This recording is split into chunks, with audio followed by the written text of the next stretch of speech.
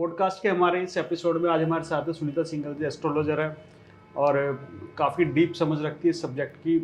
फौरी तरह से मैंने कई एस्ट्रोलॉजर से बात की, लेकिन इनकी जो समझ है वो डीप है और पुरानी वैदिक जो एस्ट्रोलॉजी है वहाँ से इन्होंने अपनी ये रिसर्च पे इन्होंने काफ़ी काम किया।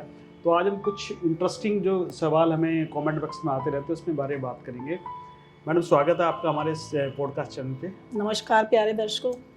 मैडम, ये बताइए कि राहु और केतु, है ना, आम बोलचाल में भी कहते हैं यार राहु खराब है, इसका राहु ये हो जाए, है ना, राहु ने ये कर दिया, राहु ने वो कर दिया, और राहु पे काफ़ी स्लैंग्स भी बने हुए हैं।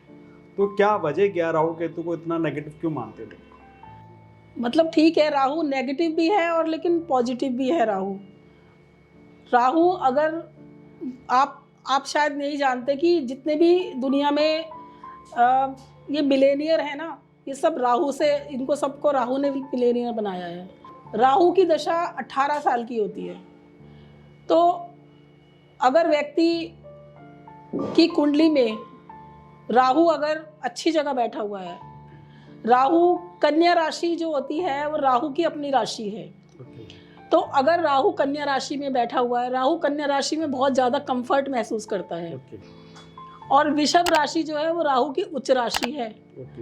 तो अगर कुंडली में राहु वृषभ राशि में बैठा हुआ है या कन्या राशि में बैठा हुआ है, तो ये समझ जाइए कि वो व्यक्ति जीवन में इतना ग्रो करता है कि वो फर्श से अर्श तक पहुंच जाता है, बहुत तरक्की करता है जीवन में।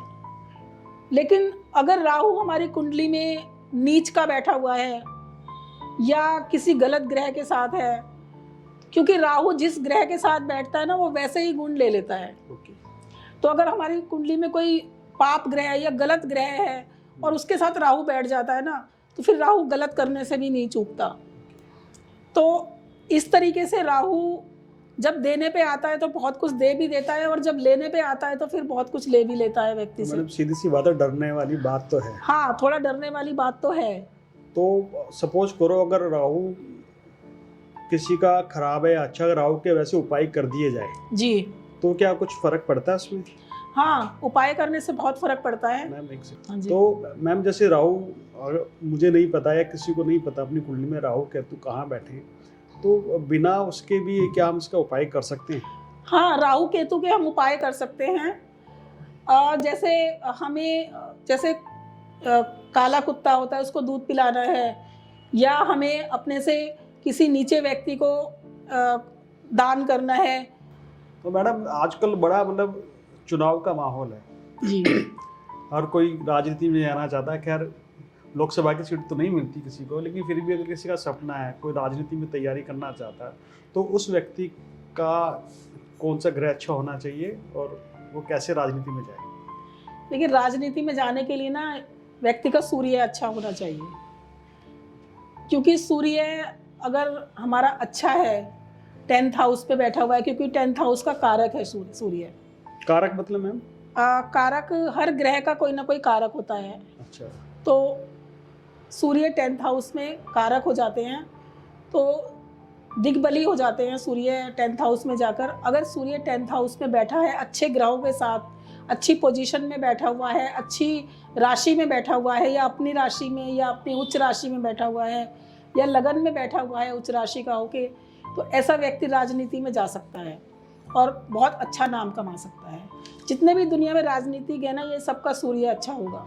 तो क्या मैम, अगर मान लो 10th आपने बताया 10th हाउस जी, अगर जिसका सूर्य 10th हाउस में नहीं है तो क्या वो राजनीति में नहीं जा सकता? नहीं, ऐसा नहीं है। मैंने आपको बताया ना कि लगन में भी अगर सूर्य होता है या किसी बहुत अच्छे भाव में बैठा है और अच्छे ग्रहों की उस पर दृष्टि है, तो क्योंकि 10th हाउस तो मैंने इसलिए बताया ना कि वो वहाँ पर दिग्बली हो जाता है जाकर सूर्य। अच्छा, उसकी पावर डबल हो जाती है। पावर उसकी डबल हो जाती है। तो अगर मान लो वैसे भी अगर सूर्य को कोई मजबूत करना हो, हाँ, सूर्य को खुश करना हो, तो ऐसे थोड़े आसान से अगर हमारे दर्शकों को आप उपाय बताएंगे ना तो ईजी हो जाए, मतलब सुबह उठ के पानी ना चढ़ाना पड़े। उसके अलावा कुछ और बताओ आप। देखो, सूर्य का दान कर दीजिए आप। जैसे जैसे जो व्यक्ति होता है अपने से अपने बराबर के, जैसे 7 तरह के अनाज होते हैं, उनको लीजिए, और जो व्यक्ति सूर्य से पीड़ित है उसके जितना आप उसको वेट करके उसको आप दान कर सकते हैं। सूर्य का दान भी कर सकते हैं आप, अच्छा, जैसे जब ग्रहण वगैरह होता है तो। मतलब जैसे मान लो कोई 60 किलो का इंसान है, उसका सूर्य अगर मान लो गड़बड़ है, हाँ, तो 7 तरह के अनाज लेने हैं हमें, हाँ, और उनका वेट 60 kg होना चाहिए और उसको आप दान कर सकते हैं, या उसको आप मंदिर में दान कर दीजिए, या किसी भिखारी को दे दीजिए, या ये वो ब्राह्मण को नहीं दान करते उसको। अच्छा, उसको आप मंदिर में दे दीजिए या किसी भिखारी को दे दीजिए, कोई बात नहीं। फ्रेंड्स याद रखना, किसी ब्राह्मण को दान मत करना, मंदिर में दे दो ज्यादा अच्छा, हाँ, या किसी भिखारी को दे दो ज्यादा अच्छा रहता है, जरूरतमंद को दे दो। तो मैम अगर ये बताओ कि अगर कैसे पता चलता है कि किसी आदमी का सूर्य खराब है, क्या उसकी क्या लक्षण होते हैं? देखिए, जिसका सूर्य खराब होता है ना, एक तो उस व्यक्ति के अंदर आत्मविश्वास की बहुत कमी होती है। वो व्यक्ति मतलब कुछ भी ढंग से कर नहीं पाता। ऐसा व्यक्ति जो सूर्य है वो हड्डियों का कारक है, तो ऐसे व्यक्ति को हड्डियों से रिलेटेड प्रॉब्लम रहेगी, ठीक है ना। अगर सूर्य नीच का हो जाता है कुंडली में, तो व्यक्ति बहुत ज़्यादा ईगोस्टिक हो जाता है, वो किसी की सुनेगा ही नहीं, ठीक है। और मतलब सबसे बड़ी बात यही है कि सूर्य जो है वो मतलब ये समझ लीजिए कि आत्मविश्वास, जब इंसान के अंदर आत्मविश्वास ही कम हो जाएगा तो वो क्या करेगा जीवन में, आप सोचिए। तो मैम ये बताइए कि जैसे मंगल ग्रह, लोग राहु शनि केतु को लेके बात करते हैं, पर मैंने सुना मंगल लाइफ में बड़ा इंपॉर्टेंट होता है। हाँ, मंगल ग्रह जो है ये बहुत ही मतलब गर्म ग्रह है मंगल। और जब मंगल शनि के साथ बैठ जाता है तो द्वंद्व दोष हो जाता है। मंगल चंद्रमा के साथ बैठ जाता है, चंद्र मंगल दोष हो जाता है। मंगल राहु के साथ बैठ जाता है, अंगारक दोष बन जाता है। तो इस तरीके से मंगल का हमारे जीवन पर बहुत प्रभाव पड़ता है।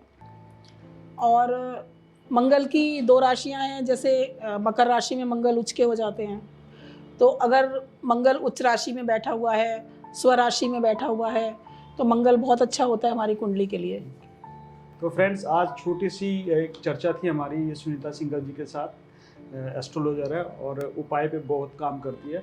तो अगर आपको लगे कि आपके मन में कोई ऐसा सवाल आ रहा है, कमेंट करके ज़रूर लिखें, तो हम कभी बुलाएंगे इनसे, आपका सवाल ज़रूर पूछेंगे, और नहीं भी पूछ पाए तो आपका सवाल इन तक ज़रूर पहुँचाएंगे। और एक मैम और हमारे दर्शकों के लिए कि अगर हमारे दर्शक चाहे तो अपनी कुंडली भी इनसे विवेचन करवा सकते हैं। खासकर हमारे दर्शकों के लिए फ्री ऑफ कॉस्ट है, आप कभी भी इनके चैनल पे आप मुझसे अपनी कुंडली का विवेचन करा सकते हैं। और अगर आपके पास कुंडली नहीं है तब भी आप मुझसे कुछ भी पूछ सकते हैं, मैं आपको बिना कुंडली के भी आपके सवालों के जवाब दे दूंगी। थैंक यू मैम हमारे शो में आने के लिए। Thank you so much. नमस्ते। ठीक है।